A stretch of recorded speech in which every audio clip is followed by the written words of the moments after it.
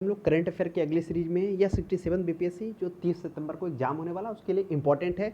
तो आज हम लोग अप्रैल एवं जो शेष बचा हुआ है दो मंथ का लेके चल रहे हैं, अप्रैल एवं जुलाई का हम लोग देखेंगे, जिसमें जो महत्वपूर्ण इंटरनेशनल घटना, राष्ट्रीय घटना, खेल कूद, वो सभी नियुक्तियां, उन सभी बिंदुओं पे चर्चा करेंगे। तो यह जो है टॉपिक है, आज हम लोग अप्रैल में वो सभी घटनाओं पर, जिसमें खासकर यूक्रेन और रूस से संबंधित कुछ जो युद्ध हुआ उससे रिलेटेड भी हम लोग चर्चा करेंगे। तो पहला हम लोग यहाँ पर देखते हैं कि जो अप्रैल में जो घटनाएं घटित हुई उस पर लेकर चलेंगे। तो अप्रैल वाला में आपको पता होना चाहिए कि वो 2 मंथ पहले यानी 1 मंथ पहले जो भी घटना होता है उससे रिलेटेड होता है। तो इसमें जो चर्चा हम लोग करेंगे उसमें मुख्य रूप से जो चर्चा करेंगे फरवरी में जो घटनाएं मुख्य रूप से हुई उस पर हम लोग चर्चा करेंगे। तो आइए पहले हम लोग राष्ट्रीय घटना की तरफ बढ़ते हैं, क्या क्या राष्ट्रीय घटना हुई। अगर पहला बिंदु देखा जाए तो 14 फरवरी 2022 को PSLV C-52 द्वारा क्या किया गया, उड़ान द्वारा 3 उपग्रह को सफलतापूर्वक अंतरिक्ष में उनके निर्धारित कक्षाओं में स्थापित किया गया। उसमें पृथ्वी अवलोकन उपग्रह EOS-04 भी था, अर्थ ऑब्जर्वेशन सैटेलाइट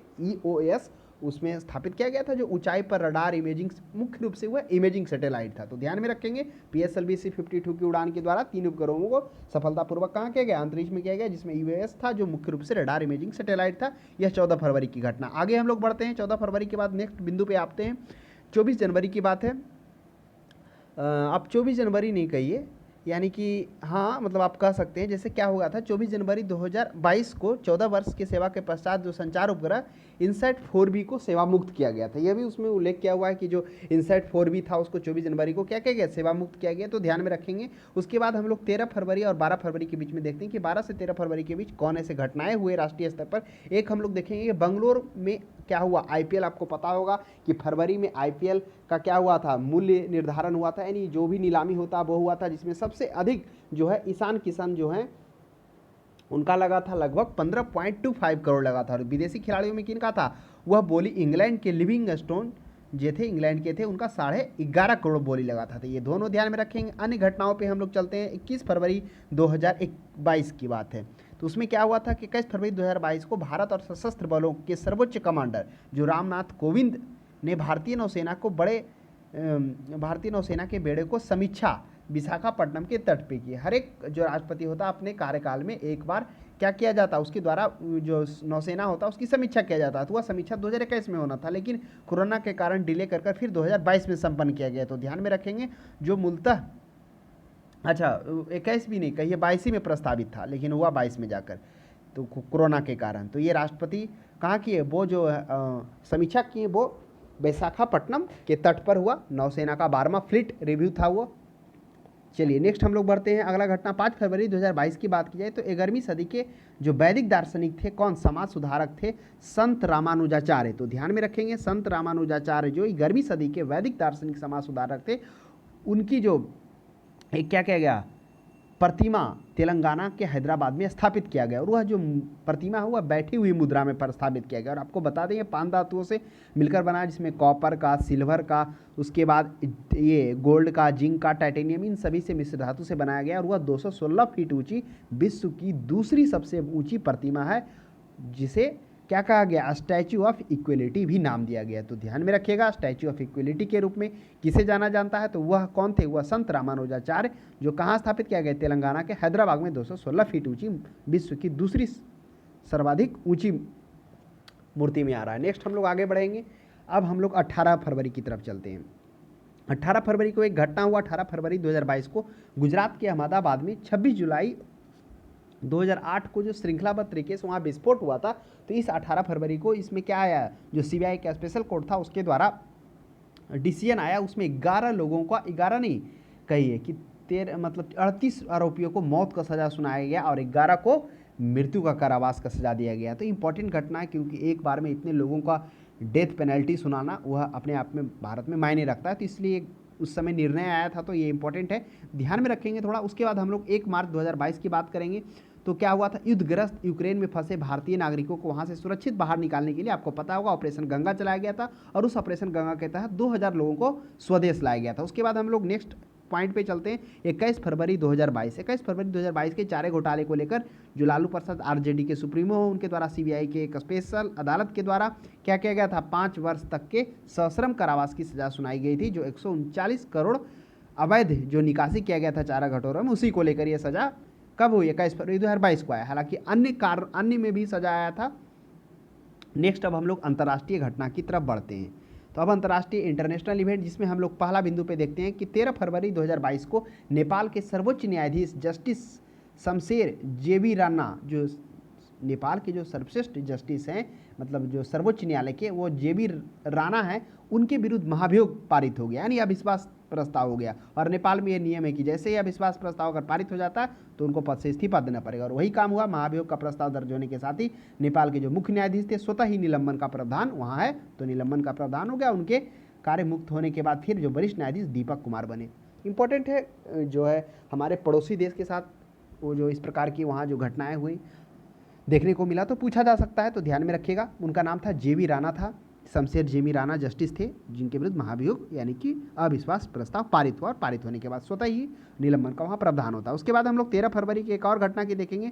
5 वर्ष के कार्यकाल के बाद जर्मनी के जो नए राष्ट्रपति हैं फ्रैंक वाल्टेर स्टीनमेयर जो है, फ्रैंक वाल्टेर स्टीनमेयर जर्मनी के नए राष्ट्रपति पुनः निर्वाचित हुए हैं। वो कौन है? Frank Voltaire स्टीनमेयर। 13 फरवरी की घटना है, 13 फरवरी को। 5 वर्ष पहले, इससे पहले भी वही थे, अभी भी वही फ्रैंक वाल्टियर ही चुनाए हैं। नेक्स्ट हम लोग घटनाओं की तरफ बढ़ते हैं। अंतर्राष्ट्रीय आर्थिक सहयोग के लिए प्रमुख वैश्विक मंच G20, आपको पता होगा G20 का वर्ष 2022 का जो शिखर सम्मेलन हुआ इंडोनेशिया के बाली में होना था। उसके पश्चात आपको पता होगा कि 1 नवंबर 2022 से इस समूह की अध्यक्षता भारत के पास आ जाएगी, क्योंकि 2023 में भारत को करवाना हुआ, भारत में संपन्न होने वाला। तो यह इंपॉर्टेंट है क्योंकि विश्व के 20 प्रमुख राष्ट्र प्रमुख यानी कि जो अर्थव्यवस्था में जिनका अहम योगदान रखता है, उनका जो होने वाला है शिखर सम्मेलन G20 का, वो भारत में होने वाला। आपको पता होगा, इसके लिए भारत तैयारियां भी शुरू कर दी। इसके लिए आपको पता होगा कि जो अमिताभ कांत हैं, यानी कि उनको क्या किया गया, नीति आयोग के जो पूर्व पहले CEO थे, उनको क्या किया गया, आगामी शिखर सम्मेलन के लिए पूर्णकालिक शेरपा के रूप में नियुक्त किया गया है। तो आपको ध्यान में रखेंगे, वही अस्थायी सचिवालय के रूप में कहाँ, वो नई दिल्ली में बनाया जा रहा है। तो ये भी पूछा जा सकता है कि इसके अस्थायी सचिवालय के रूप में जो स्थापना की जा रही है G20 का, वह कहाँ किया जा रहा है, तो वह नई दिल्ली में किया जा रहा है। इसके लिए मंजूरी मंत्रिमंडल से 15 फरवरी 2022 को उसकी बैठक में मिल गई है। तो ये भी ध्यान में रखना है, क्योंकि 2023 का जो है कौन करने जा रहा है, उसका प्रतिनिधित्व भारत करने जा रहा है, भारत में होने वाला है। नेक्स्ट हम लोग बढ़ते हैं 9 फरवरी 2022 की घटना। 9 फरवरी 2022 को विभिन्न देशों के शासन में क्या हुआ, लोकतंत्र की स्थिति का आकलन करने के लिए एक सूचांक जारी किया गया। क्या है वह, जो है the economic intelligent unit EIU के द्वारा जारी किया जाता है। क्या जारी किया जाता है, यह किया जाता है जारी जो ये लोकतंत्र, मतलब जो लोग इकोनॉमिक इंटेलिजेंट यूनिट के द्वारा जो जारी किया गया, वह 167 देशों में जो भारत का जो स्थान है वह कैमा स्थान है, वह 46वां स्थान है। तो यह भी आप ध्यान में रखेंगे। नहीं, जो लोकतंत्र होता है ना, लोकतंत्र की स्थिति को जानने के लिए कि लोकतंत्र का क्या स्थिति है, वो जारी किया जाता है। हालांकि यह पहले नहीं था, ये 2006 के बाद से यही जारी कर रहा है। तो ये आप ध्यान में रखेंगे, इंपॉर्टेंट है। उसके बाद हम लोग आगे बढ़ते हैं। यानी ये जो किया गया था उसमें कितना देश टोटल शामिल किया गया था, 167 देशों को रखा गया था। यह भी ध्यान में रखेंगे, क्योंकि हो सकता है यह भी पूछ दिया जाए कि जो टोटल इसमें देश हैं वो कितने सम्मिलित देश हैं, तो वह है 167 देश। चलिए अब हम लोग आगे बढ़ेंगे। तो हम लोगों ने जान लिया कि लोकतंत्र सूचांक में भारत का जो विश्व में स्थान है वो कितना है, वो 46वां स्थान है। कितने देशों में, 167 देशों में। जारी किसके द्वारा किया जाता है, EIU, इसे हो गया इकोनॉमिक इंटेलिजेंट यूनिट के द्वारा। चलिए आगे बढ़ते हैं, 18 फरवरी 2022 तक बढ़ते हैं। अब 18 फरवरी की घटना, 18 फरवरी 2022 को भारत संयुक्त अरब अमीरात के बीच वर्चुअली बैठक हुआ, और उस बैठक के बाद क्या होता है, दोनों देशों के बीच 2+2 का वार्ता होता है। यानी 2+2 वार्ता नहीं कहिए, कि दोनों देशों के बीच 18 फरवरी को बैठक होता है, वर्चुअली होता है। आपको पता होगा इसमें सेपा पास होता है। सेपा क्या है, सेपा हो गया कि कॉम्प्रिहेंसिव इकोनॉमिक पार्टनरशिप इकोनॉमिक, ये पूछ दिया गया WO के एग्जाम में। तो ये जो सेपा है, इसमें हम लोगों ने देखा था कि क्या हो गया, इससे दोनों देशों के बीच जो है साइन होने के बाद, वर्चुअली बैठक होने के बाद आदान प्रदान किया गया।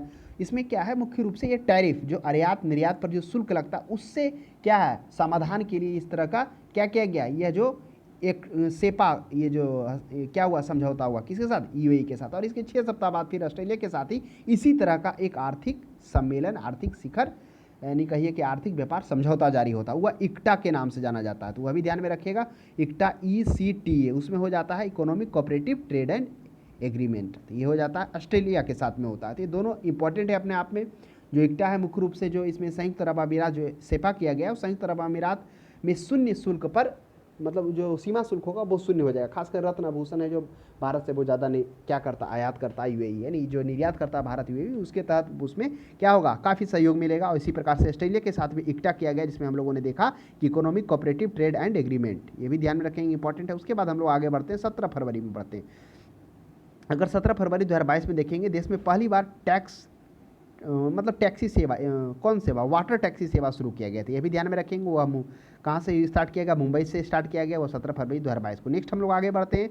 19 फरवरी 2022 में एशिया का सबसे बड़ा जो गोवर्धन है संयंत्र मध्य प्रदेश में इंदौर में स्थापित किया गया, और इसका लोकार्पण प्रधानमंत्री मोदी के द्वारा 19 फरवरी 2022 को वीडियो कॉन्फ्रेंसिंग के जरिए किया गया। और आपको पता होगा यह एशिया का सबसे बड़ा गोबर संयंत्र है, गोवर्धन संयंत्र। नेक्स्ट हम लोग आगे बढ़ते हैं, कुछ नियुक्तियां की तरफ बढ़ते हैं कि क्या क्या नियुक्तियां। अगर नियुक्तियां पे हम लोग जोर डालेंगे तो हम लोग देखते हैं कि विश्व बैंक के भारत के प्रमुख के रूप में कार्यरत बांग्लादेश के जो जुनैद कमाल अहमद है, ये भारत का भी प्रतिनिधित्व कर रहे थे, तो वही जुनैद कमाल अहमद को इस बैंक का क्या किया गया, उपाध्यक्ष नियुक्त किया गया 2022 का। तो ध्यान में रखेंगे।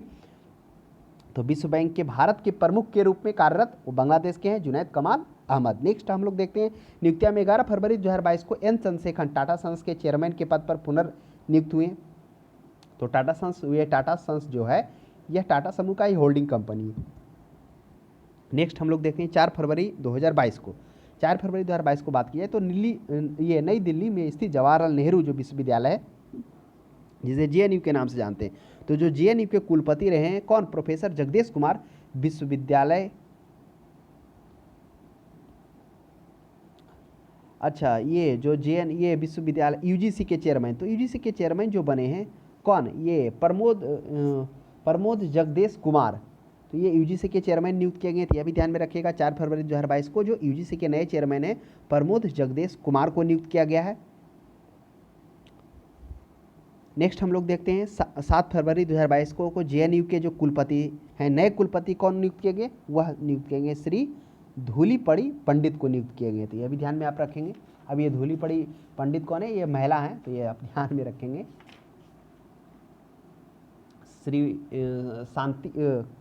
शांति श्री धूलीपड़ी पंडित, तो ये ध्यान में रखेंगे। शांति श्री धूलीपड़ी पंडित ये जेएनयू के क्या हैं, जो नए कुलपति नियुक्त किए गए। और अभी हम लोग चर्चा किए थे कि जो जेएनयू के क्या रह चुके हैं, जो यूजीसी के नए चेयरमैन कौन बने हैं, वह बने हैं प्रोफेसर एम जगदेश। तो प्रोफेसर एम जगदेश पहले क्या थे, हुआ जवाहर, वही जेएनयू के पहले कुलपति रह चुके थे। उसके बाद वो क्या बने, यानी कि यूजीसी के जो होता है, यूजीसी का मतलब विश्वविद्यालय अनुदान यूनिवर्सिटी ग्रांट कमेटी, विश्वविद्यालय अनुदान आयोग के चेयरमैन 4 फरवरी को नियुक्त किए गए। तो ये दोनों इंपॉर्टेंट है, थोड़ा ध्यान में रखना है, हो सकता है पूछ दिया जाए। उसके बाद हम लोग आगे बढ़ते हैं कि फरवरी 2022 में, अब देखिए एक और प्रश्न हम लोग देते हैं, जो एनसीईआरटी के जो नए चेयरमैन बने, तो क्या हुआ, एनसीईआरटी के भी जो नए चेयरमैन बनाए गए हैं वो कौन बनाए गए हैं, श्री दिनेश सकलानी। अब श्री दिनेश सकलानी कौन थे, अब देखा जाए वो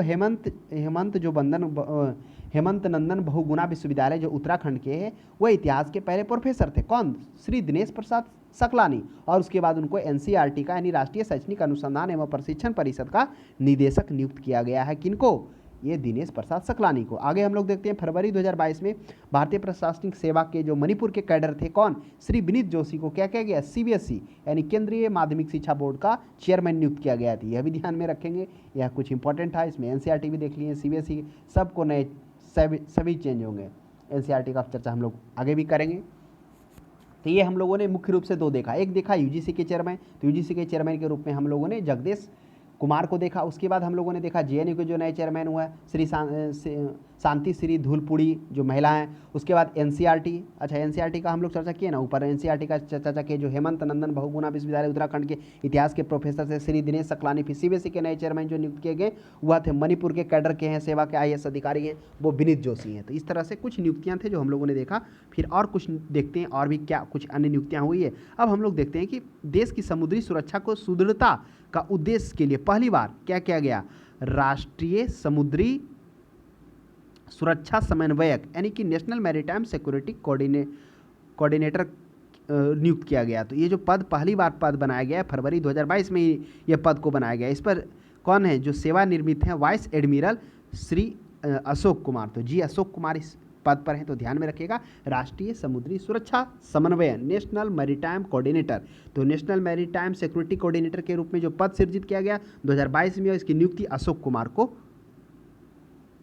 को किया गया इस पद पर। चलिए नेक्स्ट हम लोग देखते हैं फरवरी 2022 में वरिष्ठ अंतरिक्ष विज्ञानी जो है विक्रम साराभाई अंतरिक्ष केंद्र VSSC विक्रम साराभाई अंतरिक्ष केंद्र में स्थित जो तिरुवनंतपुरम में अवस्थित है, वह नए निर्देशक कृष्णा नायर को बनाया गया था, यह भी ध्यान में रखिएगा। नेक्स्ट फरवरी 2022 में बात की जाए तो वित्त मंत्रालय के विगत 5 वर्षों के प्रधान आर्थिक सलाहकार श्री संजीव सन्याल को प्रधानमंत्री सलाहकार के परिषद में सदस्य के रूप में बनाया गया। जो प्रधानमंत्री का आर्थिक सलाहकार है उसमें जो सदस्यता है उनके रूप में श्री संजीव सन्याल को, और विगत 5 वर्षों से कहाँ थे वह, मतलब ये विगत 5 वर्षों से वित्त मंत्रालय के आर्थिक सलाहकार थे वो। तो अब उनको क्या किया गया, प्रधानमंत्री के इकोनॉमिक एडवाइजर में उनको रखा गया है। अब हम लोग जानते हैं कि ये तो सदस्य बने हैं। तो अब जो मुख्य आर्थिक सलाहकार कौन है प्रधानमंत्री की, हम लोग देखे थे हम लोग इसके पहले कि जनवरी में क्या किया गया, जो है अनंत नागेश्वरन को सरकार का क्या किया गया, अनंत नागेश्वरन को सरकार का मुख्य आर्थिक सलाहकार CEA चीफ इकोनॉमिक एडवाइजर के रूप में नियुक्त किया गया। वह 28 जनवरी 2022 को किया गया था। दोनों ध्यान में रखना है कि जो एक मुख्य सलाहकार ज़्यादा इंपॉर्टेंट है, और आपको नॉलेज के लिए यह भी ध्यान में रखना है कि संजीव सन्याल को भी प्रधानमंत्री मुख्य सलाहकार आर्थिक परिषद के सदस्य के रूप में शामिल किया गया। नेक्स्ट हम लोग देखते हैं फरवरी 2022 में देखते हैं भारतीय प्रतिभूति और विनिमय बोर्ड जो है, जिसको हम लोग सेबी कहते हैं, इसका हो गया security and exchange board of India. तो इसके जो है पूर्व सदस्य जो है माधवी पुरीबुज को अब इस निकाय का क्या कर दिया गया, इसके जो पूर्व सदस्य थे उसको चेयरपर्सन नियुक्त किया गया, और शायद इस पद पर आने वाले ये पहली महिला है। कौन, माधवी पुरीबुज। तो ये ध्यान में रखेंगे माधवी पुरीबुज के बारे में, जो पहले सदस्य थे, जो भी क्या है सेबी के चेयरमैन बन चुके हैं। नेक्स्ट अब हम लोग पुरस्कार की तरफ बढ़ते हैं। आइए, पुरस्कार क्या हुआ, गणतंत्र दिवस के परेड के अवसर पर, जो परेड होता है आपको पता होगा, इसमें सर्वश्रेष्ठ केंद्र और केंद्र शासित प्रदेशों को में जो झांकियाँ होती हैं उसके लिए दिया जाता है। तो उत्तर प्रदेश को सर्वश्रेष्ठ झांकी के लिए दिया गया। उसके बाद कुछ निधन की ओर हम लोग बढ़ते हैं। खेल में इसमें पुरस्कार में और इम्पोर्टेंट नहीं है, जब हम लोग आगे जो देखेंगे ना उसमें जो अगला है जुलाई वाला, उसमें इम्पोर्टेंट कुछ पुरस्कार की चर्चा होगी। जिसमें अब निधन क्या आ जाए तो एक इसमें हो गया था, अगर फरवरी में बात की जाए तो बप्पा लहरी का जो निधन हुआ, आपको पता होगा जो बापी लहरी थे, हिंदी फिल्म के सुप्रसिद्ध संगीतकार और गायक थे बप्पा लहरी। उनका मौत 15 फरवरी 2022 को मुंबई के एक अस्पताल में 69 वर्ष की अवस्था में हो गया। कुछ पुस्तक देखते हैं क्या इस समय इस मंथ में कोई इंपॉर्टेंट पुस्तक जो पूछा जा सकता है, जैसे the struggle of Indian soul, यह शशि थरूर के द्वारा किया गया था।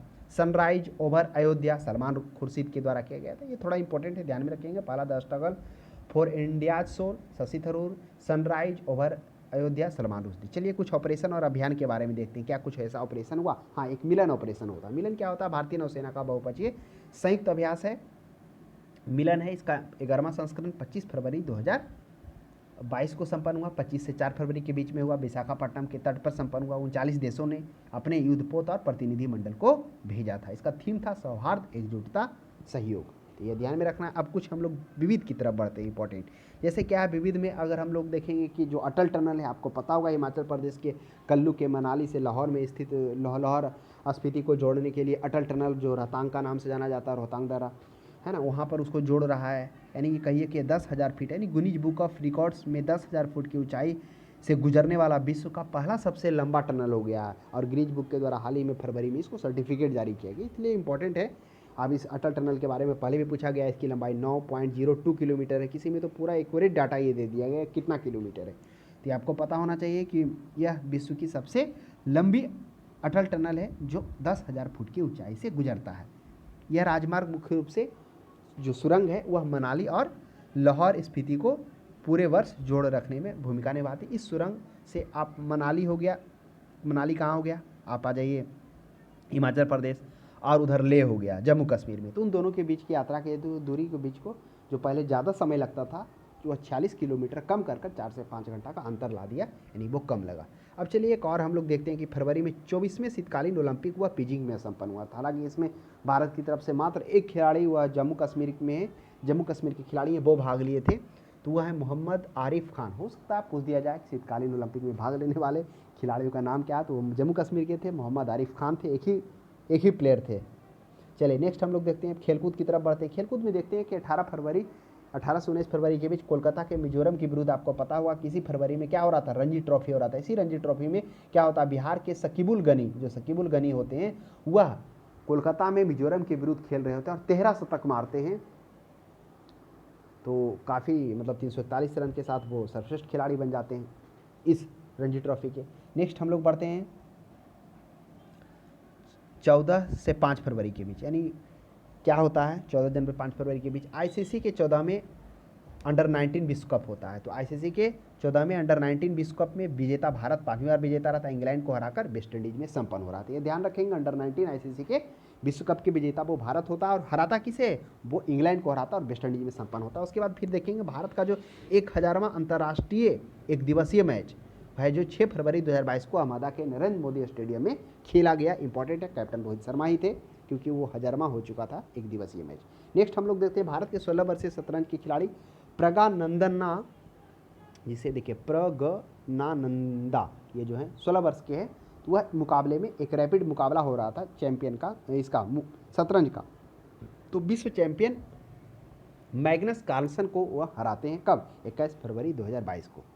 तो ये भी इम्पॉर्टेंट है क्योंकि विश्व चैंपियन खिलाड़ी को 16 वर्षीय प्रज्ञानंदा के द्वारा हराया जाता है। फिर हम देखेंगे अंतर्राष्ट्रीय ओलंपिक समिति जो है कि वर्ष 2023 में होने वाले वार्षिक सत्र की जो मेज़बानी का है वह भारत को संपन्न है, मतलब भारत को प्राप्त हुआ है। तो आईओसी हुआ 1983 के बाद पहली बार भारत क्या करेगा, नई दिल्ली में मुंबई के जियो वर्ल्ड सेंटर में इसकी इस समिति का क्या करेगा, मेज़बानी करेगा। तो ये भी इम्पोर्टेंट है क्योंकि इससे पहले 1983 से आईओसी का वार्षिक सत्र कहाँ हुआ था, वह नई दिल्ली में हुआ था और 40 वर्ष के पश्चात फिर आईओसी का क्या कर रहा है, उसका मेज़बानी मिला भारत को ओलंपिक अंतर्राष्ट्रीय ओलंपिक समिति का। और जिसका जो वह कहाँ किया जाएगा, वह मुंबई के जियो वर्ल्ड सेंटर में होगा। चलिए नेक्स्ट अब हम लोग बढ़ते हैं, अब हम लोग आते हैं जुलाई की तरफ। अब जुलाई वाले महीने में देखते हैं कौन कौन से इम्पोर्टेंट राष्ट्रीय अंतर्राष्ट्रीय कुछ घटनाएं, कुछ नियुक्तियां, कुछ ऑपरेशन, उन सभी पे हम लोग चर्चा करते हैं कि कौन कौन इंपॉर्टेंट है, पूछा जा सकता है। तो चलिए अब आते हैं पहले कुछ नेशनल घटना पे हम लोग जोड़ डालते हैं। नेशनल में अगर हम लोग देखते हैं कि 5 मई, ये जुलाई है तो जुलाई वाला अगर आप पीडीएफ देखेंगे तो उसमें एक मंथ पहले वाला, यानी इसमें मई से रिलेटेड, मई में जितनी भी घटनाएं हुई उन सभी पे हम लोग चर्चा करेंगे। इससे पहले हम लोगों ने देखा कि फरवरी में जितनी भी घटनाएं हुई तो उस पर चर्चा की, वो अप्रैल वाला था। अभी हम लोग जुलाई वाला पीडीएफ को चर्चा करेंगे, लेकिन जो इसमें घटनाएं होगी वो मई में होगी। तो चलिए मई में देख लेते हैं। 5 मई 2022 को जम्मू कश्मीर विधानसभा में आपको पता होगा पुनर्परिसीमन आयोग के द्वारा क्या किया गया, हर एक चुनाव के बाद पुनर्सीमन आयोग का गठन किया जा सकता है। चुनाव के बाद कहिए या फिर जनसंख्या के बाद, जब जनसंख्या का जनगणना होता है तो पुनर्सीमन आयोग होता है और फिर वो सीटों का जो बंटवारा होता है उसके अनुसार वो पुनर्सीमन करता है, सीमांकन करता है उसको। तो वही किया गया 5 मई 2022 को जम्मू कश्मीर में पुनर्सीमन आयोग के द्वारा क्या किया गया, सीटों की संख्या में जो पहले 87 था बढ़कर अब 90 हो गया। पीओके के अधिकृत क्षेत्र की सीटें इसमें शामिल नहीं किया गया, वो 24 जो है वो रिजर्व ही है। तो इस तरह से आप ध्यान में रखेंगे कि क्या किया गया, वह 83 से 90 सीट हो गया, 1 सीट कश्मीर में बढ़ा और 6 सीट जम्मू में बढ़ गया। चलिए नेक्स्ट हम लोग देखते हैं मई 2022 में त्रिपुरा के भाजपा सरकार के नेतृत्व में जो वहाँ के प्रधान, वहाँ के सीएम जो थे कौन, विप्लव कुमार देव के स्थान पर किसको बनाया गया, वह बनाया गया मनिका साहा को बनाया गया। तो यह ध्यान में रखेंगे, जो विप्लव थे वो चेंज हो गए, अब वहाँ पर मनिका साहा को भाजपा के नेतृत्व में ही बनाया गया। तो इस तरह से भाजपा 4 से 5 राज्यों में क्या कर चुकी है सरकार, जो भी गठबंधन से, महाराष्ट्र में भी चेंज हुआ, ये शिवनाथ शिंदे को बनाया गया। उसके बाद फिर हाल ही में आप यहाँ भी देख लीजिए चेंज किया गया। उसके बाद और भी हम लोग चर्चा करते हैं कि स्वदेश निर्मित युद्धपोत सूरत और उदयगिरी का जलावरण क्या किया गया, 17 मई को रक्षा मंत्री राजनाथ सिंह के नेतृत्व में किया गया।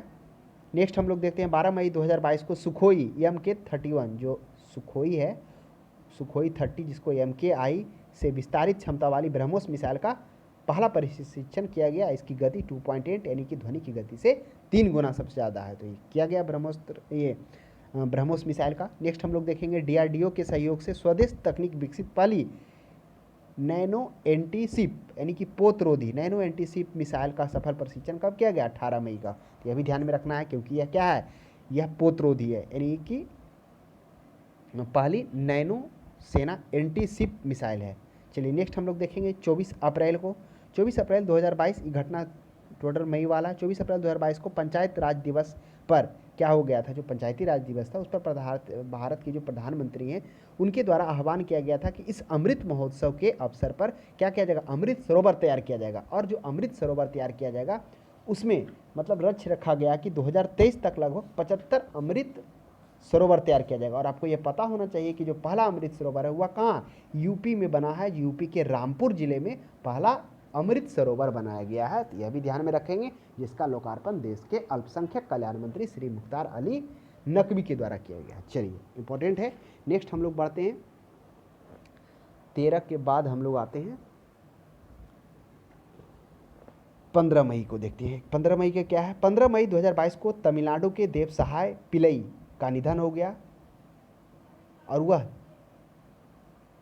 मतलब जो हाँ देखिए क्या हुआ था, मतलब निधन तो बहुत दिन पहले हुआ था। 15 मई 2022 को तमिलनाडु के जो देव सहाय पिल्लई हैं का निधन 270 वर्ष पहले हुआ था। और 270 वर्ष के बाद मतलब मई में कहिए कि उनको क्या क्या संत का दर्जा दिया गया था। यह इम्पोर्टेंट है, पूछा जा सकता है कि निम्नलिखित में से किसे तमिलनाडु के मतलब किसे हैं जो संत का दर्जा दिया गया, या फिर ये भी पूछा जा सकता है तमिलनाडु के निम्नलिखित में से किन्हें क्या किया गया मतलब चाहिए दे दिया, कितने वर्षों के बाद दिया जाता, तो वो तमिलनाडु के देव सहाय पिल्लई हैं, उनके निधन के 270 वर्षों के बाद संत का दर्जा दिया गया था। ये ध्यान में रखेंगे। नेक्स्ट हम लोग देखते हैं 16 मई 2022 को राजस्थान के एक जगह, कौन सा है, वह जगह है रामगढ़ विषधारी अभ्यारण्य। तो यह रामगढ़ विषधारी अभ्यारण्य को क्या कर चुका है, 52वां बाघ अभ्यारण्य अधिसूचित किया जा चुका है। तो राजस्थान में तो पहले से ही था, एक रणथंभौर था, सरिस्का था, मुकुंदरा था, और चौथा बन गया है कौन, रामगढ़ विषधारी अभ्यारण्य। तो ध्यान में रखेंगे। अब हम लोग अंतर्राष्ट्रीय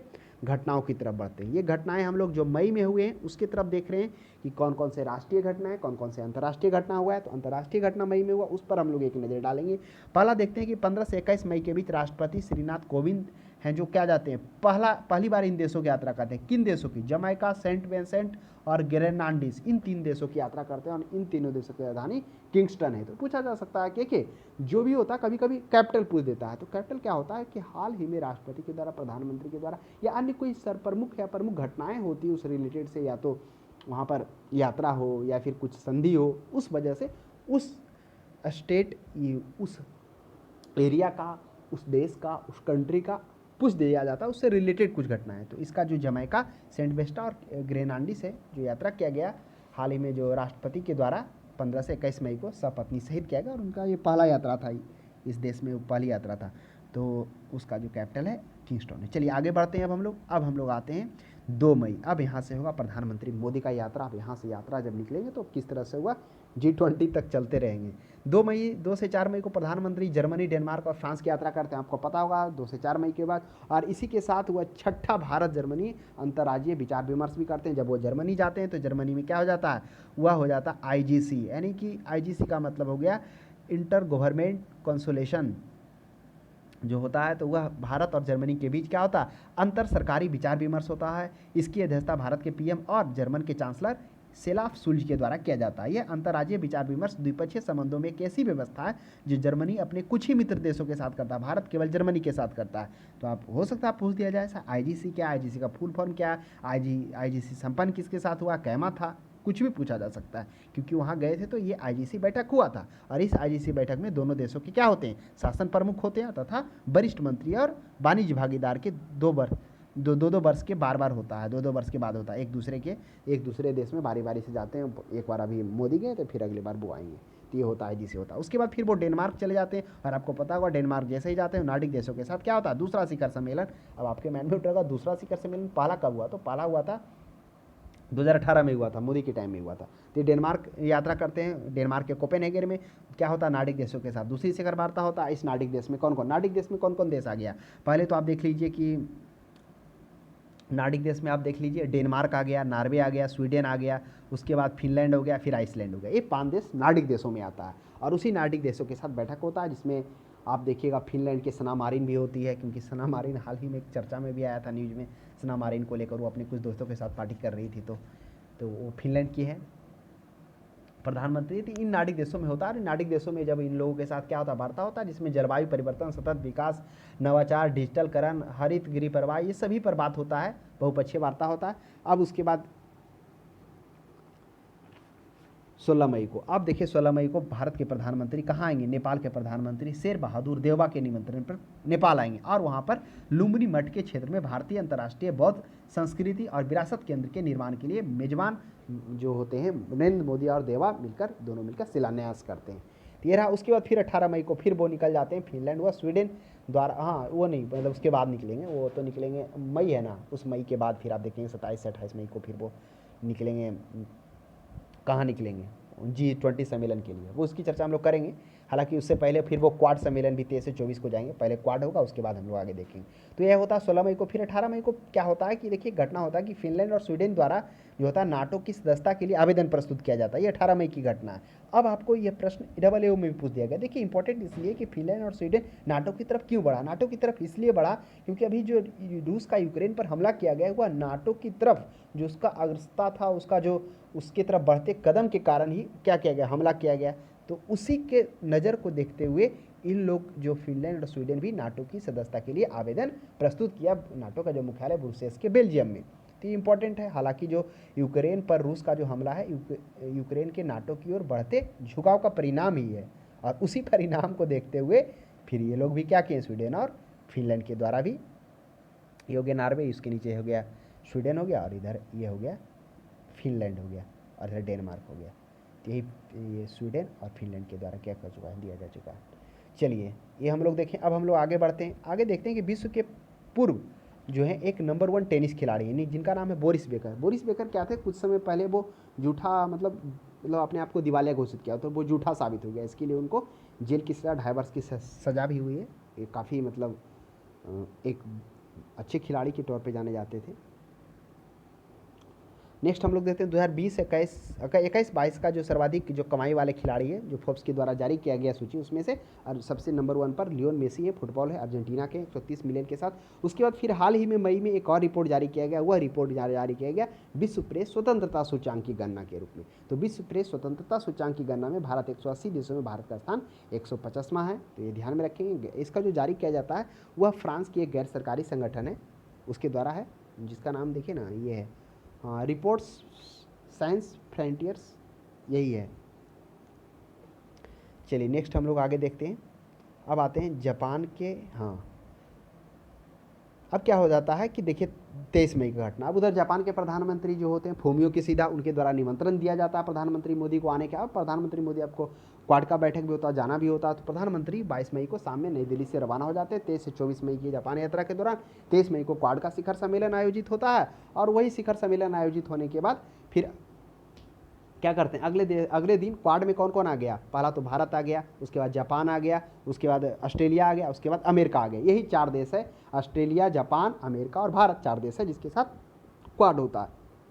वो बैठक हुआ, बैठक के बाद सभी के साथ द्विपक्षीय वार्ता हुआ। इंपॉर्टेंट है, 2-3 घटना देख लेते हैं। जब द्विपक्षीय वार्ता होता है अमेरिका के साथ में होता है, जो बाइडेन के राष्ट्रपति के साथ होता है, तो उनके बीच में द्विपक्षीय वार्ता होता है। इसमें intelligence, artificial intelligence, quantum computing, 5G 6G, उसके बाद बायोटेक, अंतरिक्ष, सेमीकंडक्टर, उभरती प्रौद्योगिकी वाले सहयोग और सुविधाजनक बनाने के लिए ICET किया जाता है। अब ICET क्या है, यानी कि US initiative on critical and emerging lodges की शुरुआत दोनों देशों के बीच द्विपक्षीय वार्ता में होती है। ये ध्यान में रखिएगा कि हो सकता है पूछ दिया जाए कि US initiative on critical and emerging lodges की शुरुआत कब हुई थी, डेट भी पूछा जा सकता है, या कब हुआ था, किस समय हुआ था, ये आपको पता ही हुआ। क्वाड का सम्मेलन हुआ, क्वाड के सम्मेलन के बाद द्विपक्षीय वार्ता होता है तीनों देशों के साथ। ऑस्ट्रेलिया के PM के साथ भी होता है, ऑस्ट्रेलिया के PM एंथनी अल्बनीज के साथ होता है। जो व्यापार है वो निवेश है वो रक्षा और हरित हाइड्रोजन को लेकर होता है। फिर जापान के PM फोमियो किशिदा के साथ भी होता है, द्विपक्षीय वार्ता होता है। 5 ट्रिलियन येन का जो होता है निवेश की बात चलती है 5 वर्षों में। उसके बाद जो Mumbai Ahmedabad high speed rail का प्रगति हो रहा है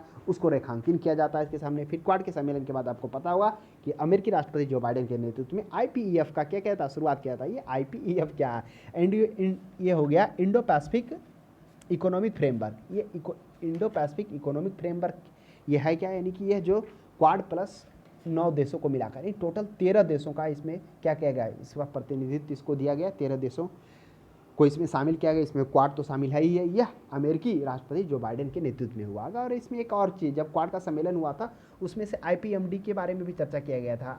IPMD क्या है, देखिए IPMD इसका भी चर्चा हुआ था। इसमें क्या है कि Indo Pacific maritime domain over awareness, तो अवेयरनेस की घोषणा भी साझा करने की बात हुई थी। इस क्षेत्र में अवसंरचना के विकास के लिए 50 अरब डॉलर के खर्च की भी क्या हुई, जो सहमति संयुक्त घोषणा में की गई। देखिए क्वाड का जो आगामी शिखर सम्मेलन है वह ऑस्ट्रेलिया में आयोजित करने पर सहमति टोक्यो शिखर सम्मेलन में बनी। अब अगला जो होगा वो ऑस्ट्रेलिया में होगा, वो भी बन गया। चलिए, तो ये तो कुछ क्वाड से रिलेटेड थे कि क्वाड में क्या क्या हुआ, द्विपक्षीय वार्ता हुआ, द्विपक्षीय वार्ता में किन किन देशों के साथ क्या क्या इंपॉर्टेंट वार्ताएं हुई, जो महत्वपूर्ण था, उन सभी बिंदुओं पर चर्चा की तथा क्वाड के सम्मेलन के बाद फिर क्या किया गया। जैसे IPM हमने देखा कि IPEF Indo Pacific economic framework की शुरुआत की गई, जो अमेरिकी राष्ट्रपति जो बाइडेन के नेतृत्व में, जिसमें 13 देश शामिल हैं। पूछा जा सकता है, इंपॉर्टेंट है। चलिए अब कुछ नियुक्तियां की तरफ हम लोग चलते हैं कि क्या क्या नियुक्तियां हुई, इस पर हम लोग थोड़ा देखते हैं। जैसे CBSE के चेयरमैन नियुक्त किए गए। CBSE के जो चेयरमैन है निधि छावर को नियुक्त किया गया। प्रशासनिक सेवा छत्तीसगढ़ के हैं। उधर हम लोग इससे पहले देखे थे कि NCERT को चूज किया गया, उसके बाद CBSE को चूज किया गया, अब हो गया CBSE आ गया। तो चलिए, तो निधि छावर को क्या किया गया, CBSE के चेयरमैन के रूप में नियुक्त किया गया। तो ये ध्यान में रखेंगे, इनकी नियुक्ति मई 2022 में होती है, निधि छावर की। चलिए आगे हम लोग देखते हैं कि राजीव कुमार जो हैं वह क्या होते हैं, नए मुख्य चुनाव आयुक्त। यानी 15 मई को राजीव कुमार को नए मुख्य चुनाव आयुक्त घोषित किया जाता है, चीफ इलेक्शन ऑफ कमीशन।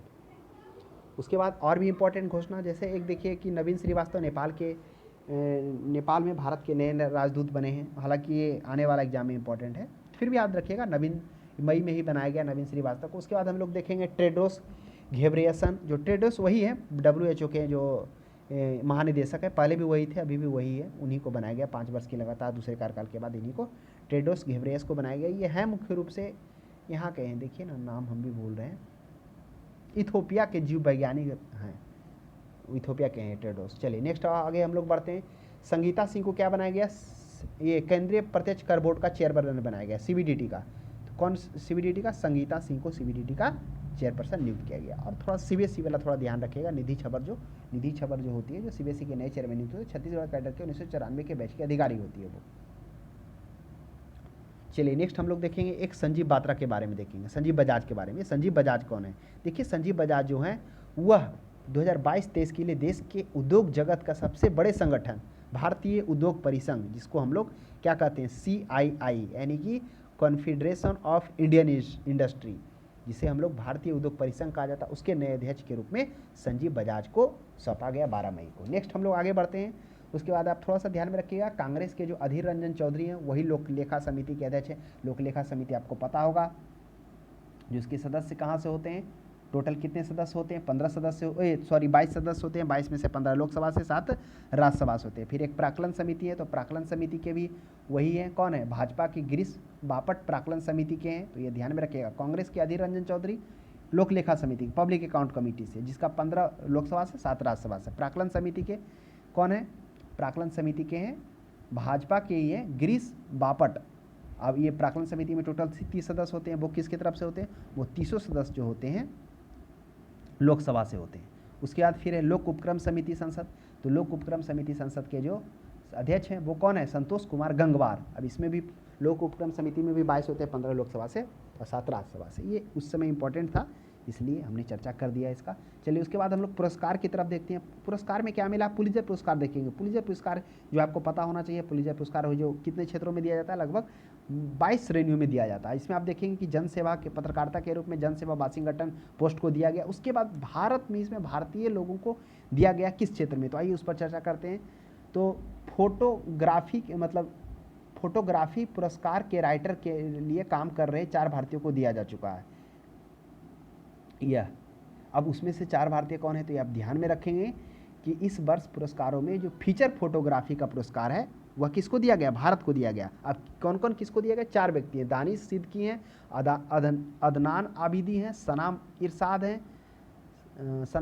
हैं, मटट्टू व अमित दवे। तो ध्यान में रखिएगा, दानिश, अदनान, सना इरदास मटट्टू व अमित दवे, ये 4 लोगों को दिया गया। और ये इसलिए दिया गया क्योंकि ये कोविड-19 के कारण जो महामारी से जो मौतें हुई थी, उस मौतों को सामने लाने के लिए इन्हें यह वर्ष यह दिया गया, क्या, फीचर फोटोग्राफी के लिए पुलित्जर पुरस्कार। तो ध्यान में रखेंगे, पुलित्जर पुरस्कार में जो दिया जाता है 15,000 डॉलर की राशि प्रदान की जाती है, 22 श्रेणियों में दिया जाता है। चलिए अब हम लोग आगे बढ़ते हैं। इसी मई में हम लोग देखेंगे इंपॉर्टेंट घटना हुआ। कब?